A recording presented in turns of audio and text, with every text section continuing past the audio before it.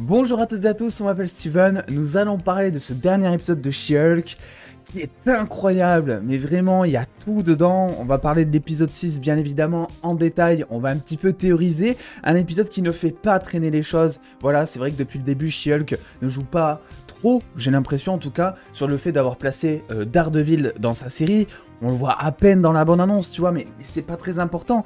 Et ensuite, c'est vrai que dans le dernier épisode, l'épisode 5, on te met une petite scène comme ça, avec le casque de Daredevil, qui pourrait te faire comprendre qu'il arrive.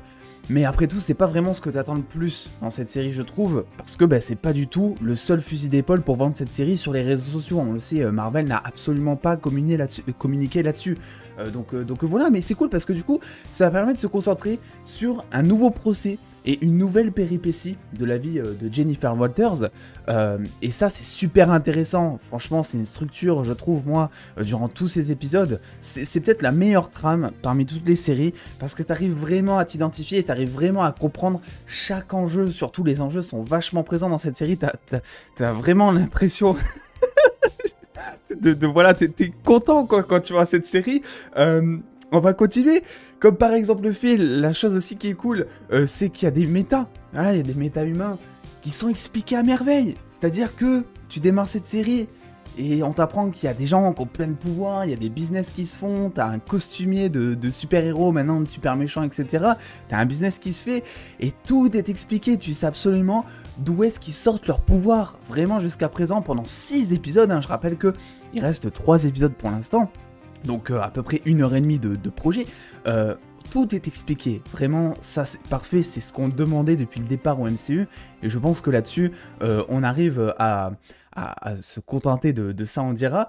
Alors évidemment des petites théories bien évidemment, comme avec un autre potentiel super sérum, donc qui va permettre peut-être de faire venir le grand méchant.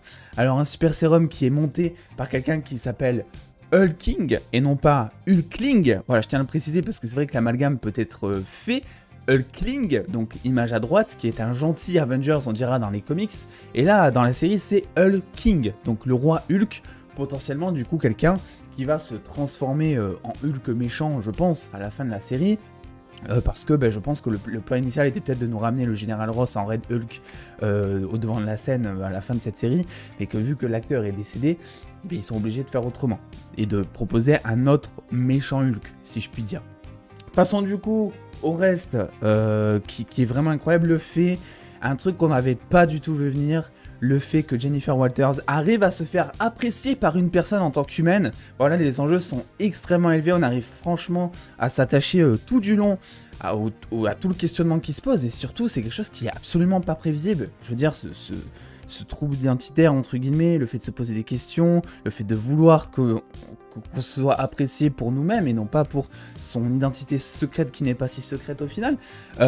Tout ça est très très intéressant, et aussi le fait que, alors là, quand j'ai vu ça, je me suis dit, mais la référence de malade mental, les gars, She-Hulk qui n'arrive pas à se transformer en Hulk, voilà, qui fait clairement écho à la scène de Infinity War, où Hulk n'arrivait pas à se transformer, un Hulk qui à ce moment-là était super apprécié, et on est tous contents là, les fans, que à ce moment-là, les scénaristes aient décidé de nous rappeler ce moment-là de Hulk qui est vraiment respecté, qui est vraiment d'une badassitude incroyable. Et franchement, j'ai adoré revoir ça des années après, mais du côté de She-Hulk maintenant.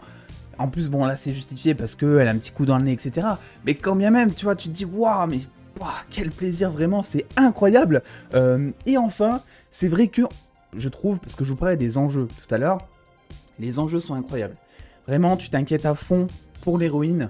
Tu sens qu'elle est en danger à tout moment, que ce soit en tant que She-Hulk, que ce soit en tant qu'humaine, même tu t'inquiètes pour elle vraiment quand elle fait face à Titania.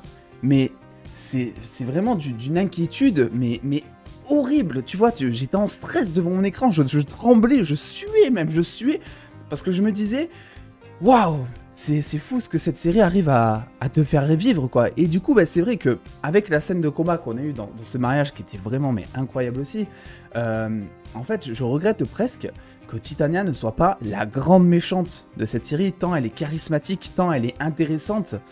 Voilà, elle se montre pas du tout ridicule en toutes circonstances. Et elle arrive à trouver le lieu du mariage, mais d'une manière, mais vraiment, mais ouah, tu sens qu'elle a des contacts, quoi. Je veux dire, elle arrive comme ça dans le mariage, tu sens qu'elle s'est fait inviter par quelqu'un, etc. Voilà, tout est écrit d'une main de maître là aussi. Et enfin, on va parler plus sur la série en général, les décors. Les décors de cette série. Mais s'il vous plaît, wow, mais regardez-moi cette verdure, regardez-moi ce jeu de lumière, ces reflets, ce contre-jour. On dirait presque que c'est Snyder qui a réalisé cet épisode, tellement c'est bien en fait. Ça fait pas du tout en fait synthétique, ça fait pas artificiel. Tout fait naturel, tout est éclairé, mais vraiment tout fait naturel. Et c'est incroyable, il y a tout qui ressort de l'image. Voilà, c'est vrai que on pourrait se dire au premier abord, pourquoi est-ce que tu mets She-Hulk devant un décor qui est vert, parce que ça fait pas du tout ressortir le personnage. Et pourtant, c'est vrai que je sais pas comment ils ont fait, mais il y a vraiment quelque chose dans cette image.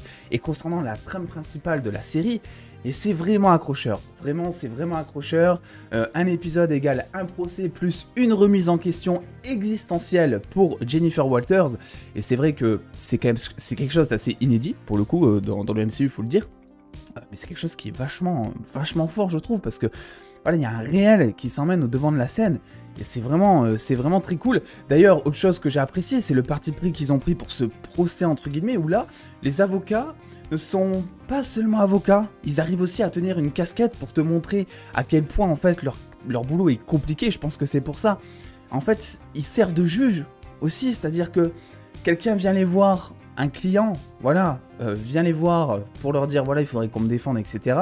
Et eux arrivent à les juger en même temps de les défendre. C'est incroyable, vraiment.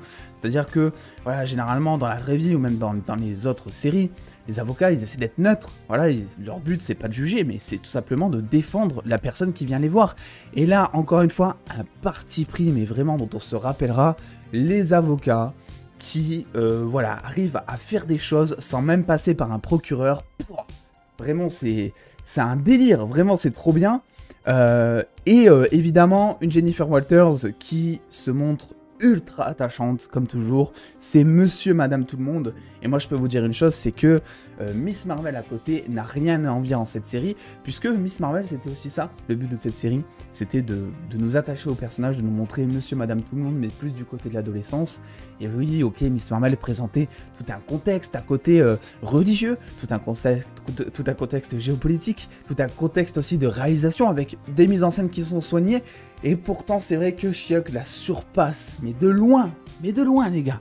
Bref, vous l'aurez compris, j'ai détesté cet épisode, et plutôt que d'être salé, j'ai préféré m'amuser, parce que je me suis pas du tout amusé devant l'épisode de She-Hulk, pour être honnête. Tout ce que j'ai dit, il faut tout prendre évidemment à son inverse, je pense que vous l'aurez compris. J'ai détesté cet épisode, je déteste cette série. Je considère que j'ai été bien trop gentil durant mes précédentes vidéos en attendant que ça puisse démarrer, parce que généralement je suis le mec qui dit... Bon, ça va commencer, etc. On arrive à 3 épisodes de la fin, les dos. Il n'y a toujours pas de scénario, il n'y a toujours pas d'effets spéciaux, il n'y a toujours pas de grands méchants, même si ça commence à arriver. Daredevil, il tire à fond sur la corde, mais c'est incroyable, vraiment. Il te tease ça depuis la première bande-annonce limite. Et là, il tire à fond sur la corde pour que le spectateur reste jusqu'à la fin de la diffusion de la série. Pareil, ils nous ont dit scène post-crédit pour chaque épisode. Ça fait 2 épisodes qu'on n'a pas de scène post-crédit. Alors, je vais pas pleurer pour des scènes post-crédit, mais ça rajoute encore un truc, on dira.